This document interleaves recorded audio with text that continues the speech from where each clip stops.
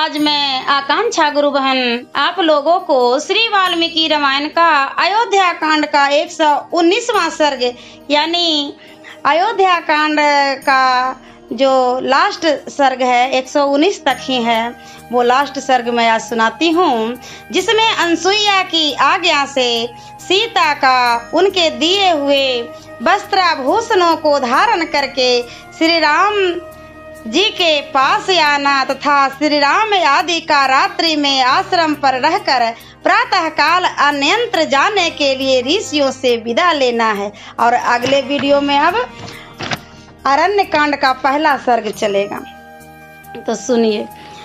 धर्म को जानने वाली अनसुईया ने उसी लंबी कथा को सुनकर मिथिलेश कुमारी सीता को अपनी दोनों भुजाओं से अंक में भर लिया और उनका मस्तक सूंघ कर कहा, बेटी तुमने सुस्पष्ट अक्षर वाले शब्दों में यह विचित्र एवं मधुर प्रसंग सुनाया।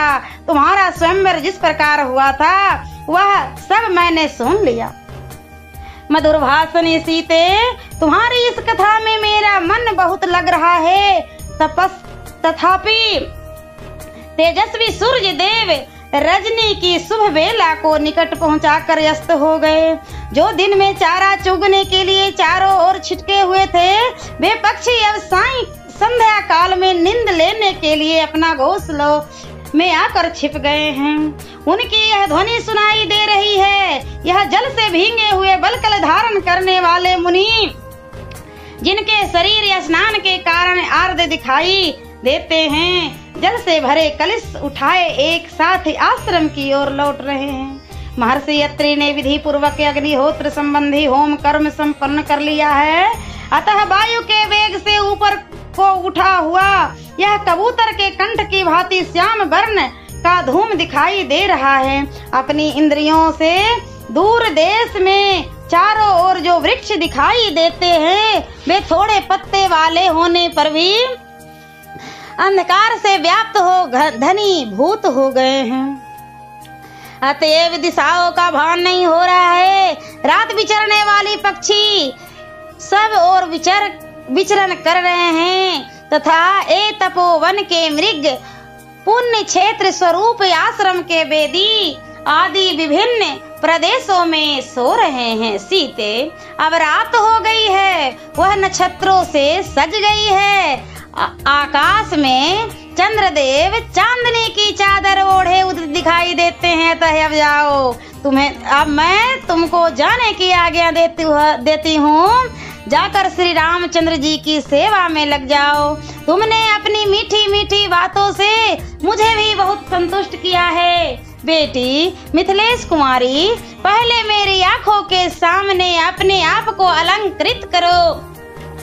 इन दिव्य वस्त्र और आभूषणों को धारण करके इनसे सुसज्जित हो मुझे प्रसन्न करो। यह सुनकर देव कन्या के समान सुंदरी सीता ने उस समय उन वस्त्र आभूषणों से अपना श्रृंगार किया और अनसुईया के चरणों में सिर झुकाकर प्रणाम करने के अनंतर वे श्री राम के सम्मुख गई।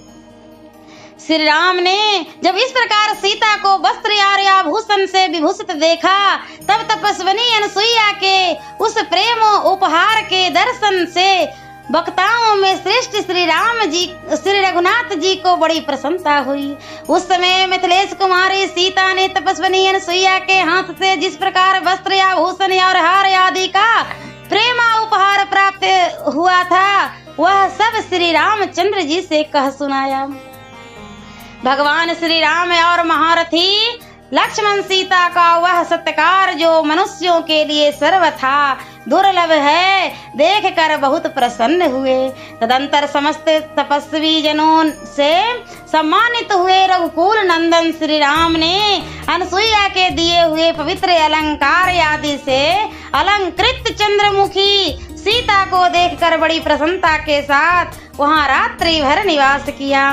वह रात्रि बीत जाने पर जब सभी वनवासी तपस्वी मुनि स्नान करके अग्निहोत्र कर चुके, तब पुरुष सिंह श्री राम और लक्ष्मण ने उनसे जाने के लिए आज्ञा मांगी। तब वे धर्मपरायण वनवासी तपस्वी उन दोनों भाइयों से उस प्रकार बोले रघुनंदन, इस वन का मार्ग राक्षसों से आक्रांत है, यहाँ इनका उपद्रव होता रहता है। इस विशाल वन में नाना रूपधारी नरभक्षी राक्षस तथा रक्त भोजी हिंसक पशु निवास करते हैं। राघवेंद्र, जो तपस्वी और ब्रह्मचारी यहाँ अपवित्र अथवा असावधान अवस्था में मिल जाता है, उसे वे राक्षस और हिंसक जंतु इस महान वन में खा जाते हैं। अतः आप उन्हें रोकिए, यहाँ से मार भगाइए। रघुकुल भूषण, यही वह मार्ग है जिससे महर्षि लोग वन के भीतर फल मूल लेने के लिए जाते हैं। आपको भी इसी मार्ग से इस दुर्गम वन में प्रवेश करना चाहिए।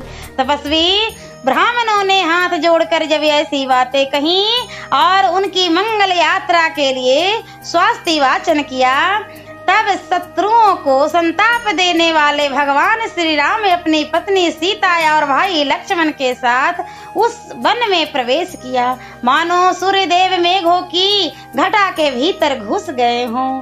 सियावरे रामचंद्र की जय। और अयोध्या कांड का 119वां सर्ग पूरा हुआ और मैं अगले वीडियो में अरण्य कांड का पहला सर्ग सुनाऊंगी।